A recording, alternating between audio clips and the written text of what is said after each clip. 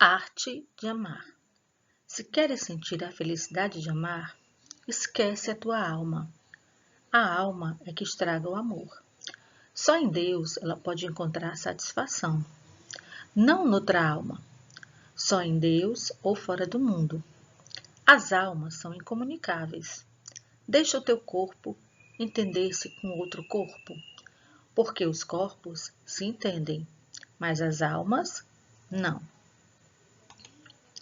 Bom, gente, eu escolhi essa poesia para iniciar a aula de hoje, Arte de Amar, de um dos meus poetas preferidos, que é o Manuel Bandeira. Eu tive contato com esse autor ainda na adolescência, porque eu tinha um caderninho onde eu gostava de colecionar poesias.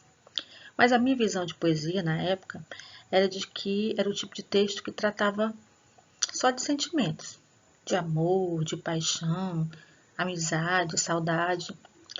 Eu conhecia pouquíssimo de literatura. Então, como eu tinha muitas poesias do Manuel Bandeira nesse caderninho, eu resolvi pesquisar um pouquinho sobre ele. E eu vi na biografia dele que entre os 17 e 18 anos, ele descobriu que estava com tuberculose. Como vocês sabem, a tuberculose matou muitas pessoas, né, em outras épocas. Muitos autores do romantismo morreram bem jovens. Então, Manuel Bandeira achou que ia morrer cedo. E a vida o surpreendeu, porque ele viveu até os 82 anos. Essa poesia dele não tem esse lado sentimental, de um amor idealizado. Ele tem bem a característica do modernismo, porque fala do amor onde a pessoa não se completa totalmente com o outro ser.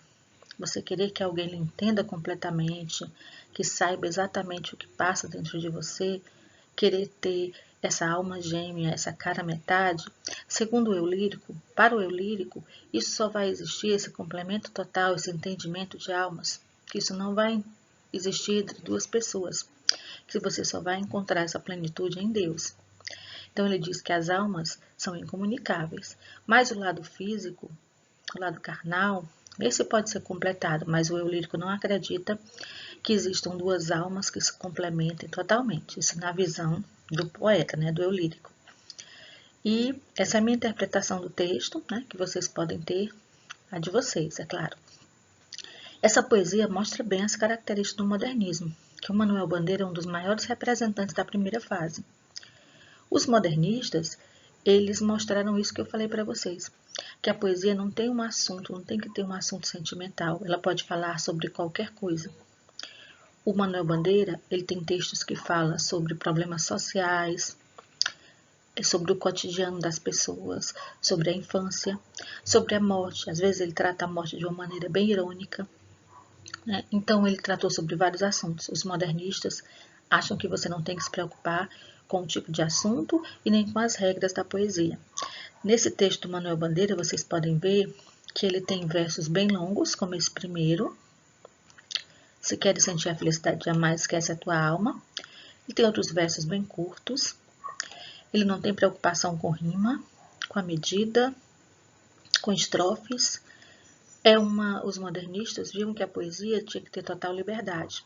O Manuel Bandeira, quando ele iniciou, tinha características parnasianas, simbolistas, mas ele foi se juntando aos modernistas e ele chegou a ser chamado mestre do verso livre, que não se preocupa com as regras, com regra nenhuma da poesia, que escreve de acordo com a sua inspiração, com o seu prazer. Ele não participou da Semana de Arte Moderna, não esteve lá no Teatro Municipal em São Paulo, mas ele enviou um poema chamado Os Sapos, que causou grande polêmica, porque essa poesia, Os Sapos, ela fala sobre os parnasianos, por eles gostarem tanto de regras, de valorizar a forma da poesia, a estética. Então, o Manuel Bandeira falou sobre muitos assuntos, né? Falou sobre a morte. Ele nasceu em Recife e morreu no Rio de Janeiro. Nunca se casou, não teve filhos. No início da juventude dele, como eu falei para vocês, ele esteve um pouco preso, um pouco recluso devido à sua doença. Teve que ser internado algumas vezes, mas superou a tuberculose escreveu muitos livros sobre assuntos diversos e é um dos poetas mais famosos brasileiros e uma das figuras mais importantes dentro da primeira fase do modernismo. Eu gostaria que vocês pesquisassem um texto dele e gravassem para mim um vídeo ou um áudio lendo esse texto e dizendo para mim por que gostaram, tá?